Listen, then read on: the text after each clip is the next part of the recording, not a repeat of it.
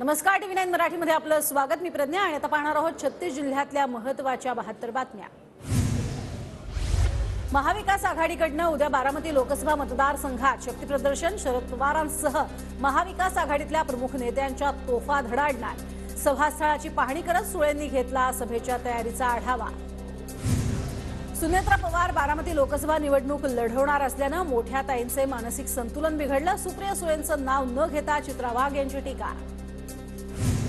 बारामती लोकसभा मतदारसंघात banner war, हाकेला प्रतिसाद येतो, सहज संपर्क होतो असा सुनेत्रा पवारांच्या फलकावरती उल्लेख, तर संसद रत्न पुरस्कारानं सन्मानित असा सुळेंच्या फलकावर उल्लेख।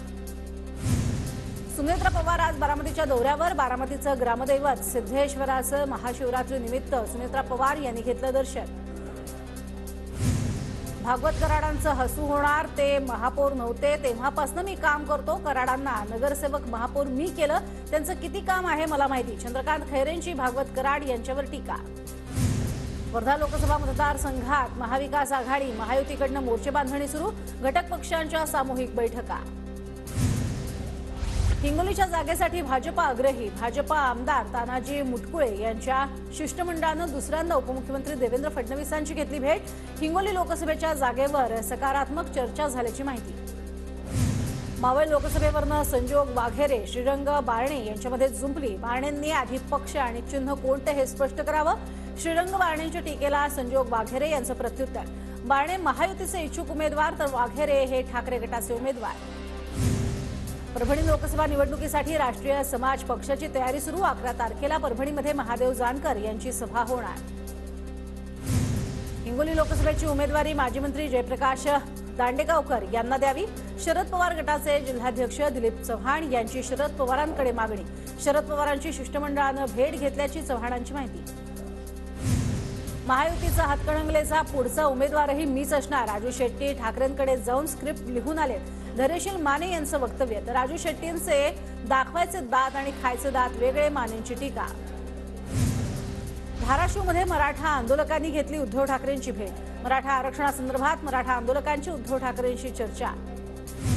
अहमदनगरमध्ये नारायण राणेंविरोधात मराठा समाज आक्रमक, नारायण राणेंना मराठा समाजाकडून काळे झेंडे दाखवण्याचा प्रयत्न। अहमदनगरच्या पोलीस परेड ग्राउंडवरचा प्रकार समोर।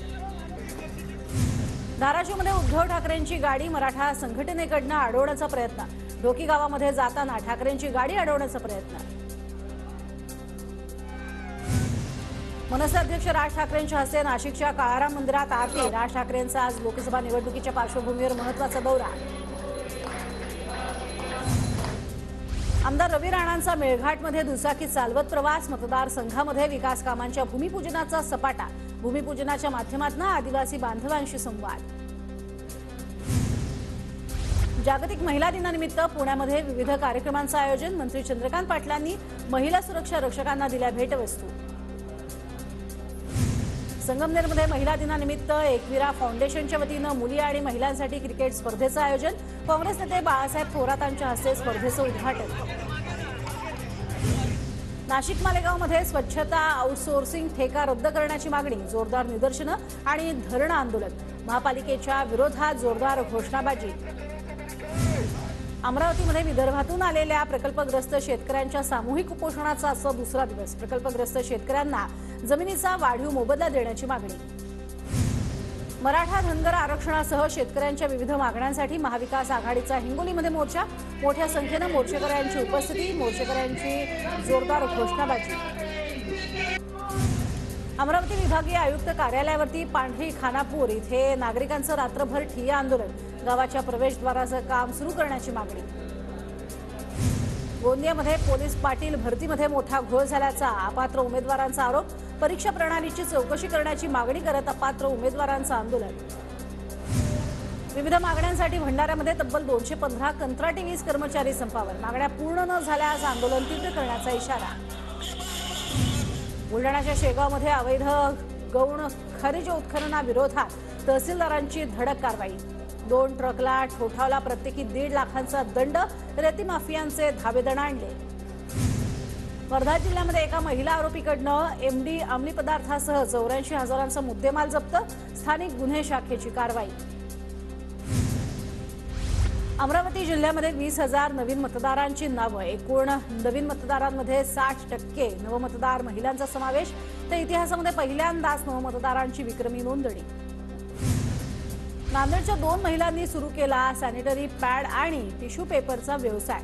रोजगार मागण्यापेक्षा रोजगार देणाऱ्या नांदेडच्या महिला ठरल्या पॅड वुमन. नागपुरात प्रादेशिक अंडी उबवणी केंद्राकडून शास्त्रोक्त पद्धतीनं कुक्कुट पक्षी नष्ट. वाढत्या बर्ड फ्लूच्या पार्श्वभूमीवर निर्णय. नागपुरात कामगार कल्याण मंडळाकडून कामगारांना किचन किटचं वाटप. 4 दिवसात 1 लाख कामगार कल्याण महामंडळामध्ये नोंदणीकृत कामगारांना साहित्याचं वाटप केलं जाणार. वाशिम जिल्ह्यामध्ये वृद्ध कलावंतांच्या मानधन प्रस्तावादरम्यान सामाजिक न्याय भवन परिसरात सावळा गोंधळ. वृद्धांना कार्यालयातनं वारंवार तारखा देण्यात येत असल्यानं कलावंतांना होतोय त्रास. वाशिमच्या भटक्यांच्या पालांवरती मतदार नोंदणी अभियान. शेकडो नव्या मतदारांची नोंद. पहिल्यांदा बजावणार मतदानाचा हक्क. अभियांत्रिकी महाविद्यालयाचे प्राध्यापक कर्मचाऱ्यांना मोठा दिलासा. 7व्या वेतन आयोगाची थकबाकी मिळणार. 626 खासगी अभियांत्रिकी महाविद्यालयातील प्राध्यापक आणि कर्मचाऱ्यांना 2016 पासूनची थकबाकी दिली जाणार. पुण्याच्या सावित्रीबाई फुले पुणे विद्यापीठाच्या शिष्यवृत्ती योजनेला मुदतवाढ. आता 11 मार्चपर्यंत शिष्यवृत्तीसाठी अर्ज करता येणार.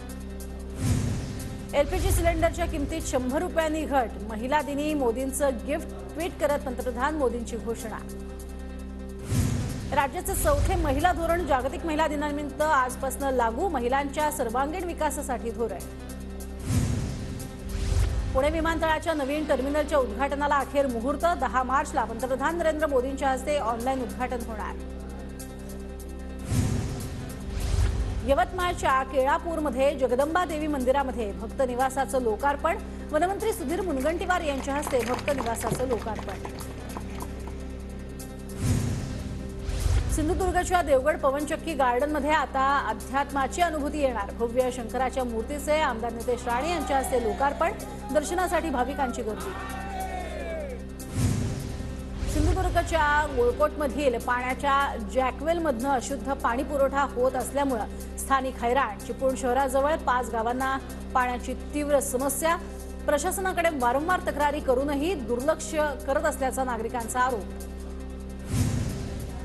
वाशिमच्या मंगळूर पीरमध्ये चोरद जुनान या ग्रामपंचायतीमध्ये नळ योजनेचं निकृष्ट दर्जाचं काम. हे काम त्वरित थांबवून चौकशी करण्याची ग्रामस्थांची मागणी. भंडारामध्ये जड वाहतूक बंद करण्यासाठी लावलेले बॅरियर्स ठरतायत मोठी अडचण. नियोजन शून्य कारभारामुळे ट्रकची बॅरियरला धडक. तर बॅरियर हटवल्यानं पुन्हा जड वाहतूक सुरू. पुण्याच्या ओंकारेश्वर मंदिरामध्ये शिवरात्री निमित्त भाविकांची गर्दी. सकाळपासून दर्शनासाठी भाविकांच्या लांब रांगा.